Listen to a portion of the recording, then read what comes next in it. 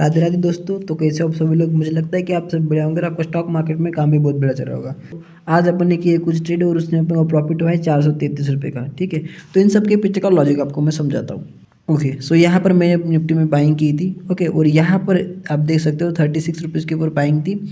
और मेरा टारगेट जो था भाई आज की डे हाई तक का था। लेकिन मैं यहाँ पर एक बात भूल गया कि भाई ऊपर से ईएमए का रेजिस्टेंस आ रहा है। तो ऊपर से जब भी ईएमए का रेजिस्टेंस आता है या फिर सपोर्ट आता है तो मार्केट वहाँ पे कोई ना कोई रिएक्शन देता है। और कभी कभी ऐसा होता है कि भाई वो ईएमए को ब्रेकआउट करके ऊपर चला जाता है। ओके, रेजिस्टेंस या फिर सपोर्ट को। तो आज अपना बैड लक। ओके, सो यहाँ पर भाई ये ईएमए को रेजिस्टेंस लेकर नीचे आ गया, ऊपर नहीं गया। तो मैंने कल की बात ध्यान में रखी थी। कल क्या हुआ था कि पुट में मार्केट बहुत अच्छा गिरा था। आपने मेरा कल वाला वीडियो देखा होगा। तो ये बात ध्यान में रखते हुए मैंने इसको डे हाई तक का एक प्लान कर दिया था इसमें ऑप्शन में।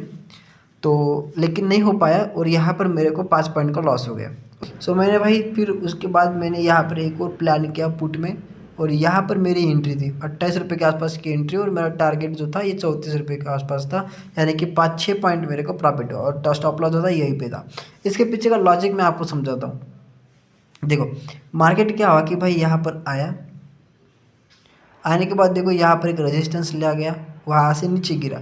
नीचे गिरने के बाद भाई सडन एक स्पाइक आई। सडन स्पाइक आई तो ईएमए को ब्रेकआउट हो गया। ईएमए पर ब्रेकआउट हो गया तो उसके बाद देखो सेकंड कैंडल बनी और ईएमए पर सपोर्ट पे आई। अब जब भी ऐसा सिनेरियो बनता है भाई, ठीक है, जब भी ऐसा सिनेरियो बनता है तब क्या होता है कि भाई अगर ईएमए के पास आकर मार्केट ने सपोर्ट दिया तो वहाँ से एक ना एक वो मोमेंटम देता ही देता है। तो यहाँ पर देखो ये जो कैंडल बनी, अगर इस कैंडल के नीचे जाता तो ये ब्रेकडाउन करके नीचे आता और इसके ऊपर जाता तो ये ऊपर एक मोमेंटम दे देता स्कैल्प के लिए। तो इसी सिनेरियो को मैंने ध्यान में रखा और उसी वजह से मैंने एक प्लान किया था यहाँ पे छोटा सा ट्रेड और 5-6 पॉइंट के स्कैल्प के लिए।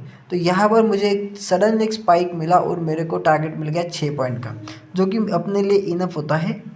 75 का लॉट है इस वजह से। ओके, और यहाँ पर अपना जो मनी डिप्लॉय हुआ था दोस्तों कम से कम 2-2,500 रुपये का हुआ था। और उसके अगेंस्ट में अपने को अगर 4-5 पॉइंट 6 पॉइंट मिल रहे हैं, इसका मतलब कि अपने को इनफ अपने को टारगेट मिल गया 10-15% का अपने को रिटर्न आराम से मिल गया दोस्तों यहाँ पे। तो सक्सेसफुल ट्रेड रही है। तो इस ट्रेड में जो मेरा लॉस हुआ था, ओके, जो मैंने आपको पहली ट्रेड बताई थी 250 वाली, ये वाली, ओके, यहाँ पर जो मेरा लॉस हुआ था वो सारा का सारा उस ट्रेड में, सेकंड वाले ट्रेड में रिकवर हो गया। उसके बाद फिर मैंने एक और ट्रेड प्लान की। ओके, तो ये ट्रेड कहाँ पर प्लान की मैं आपको बताता हूँ। ये ट्रेड मैंने यहाँ पर प्लान की। अभी क्या हुआ ना कि भाई यहाँ पर आपको मैं अगर क्लियर कर बताऊँ तो यहाँ पर आप देख सकते हो एक पूरा का पूरा सपोर्ट जोन ही बना। ठीक है, सपोर्ट जोन है।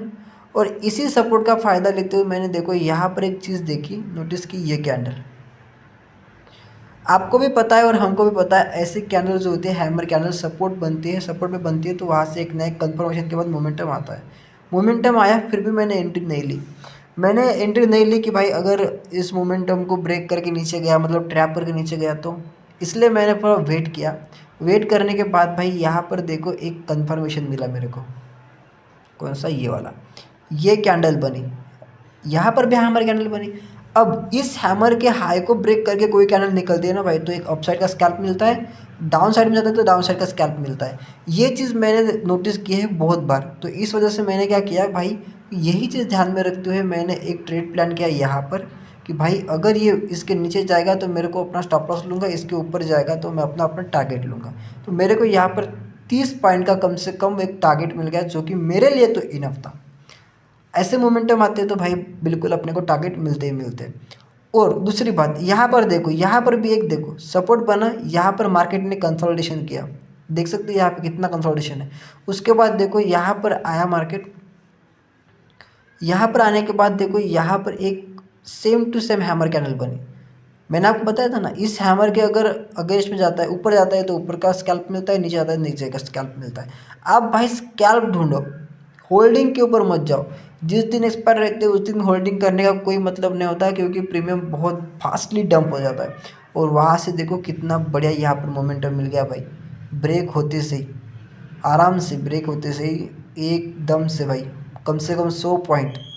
और देखो स्टॉप लॉस कितना था, 13 पॉइंट का, 11 पॉइंट का। ठीक है। तो ऐसे स्कैल्प्स मिलते हैं भाई और ख़तरनाक मिलते हैं, स्कैल्प करो निकल जाओ। सो ओवरऑल प्रॉफिट अपना 430 रुपये का है। आज के लिए इनफ है दोस्तों। सो कैसे लगे मेरे ट्रेड के पीछे का लॉजिक ज़रूर बताइएगा। तब तक के लिए बने रहेगा मेरे साथ। थैंक यू सो मच, मिलते हैं अपन नेक्स्ट वीडियो में।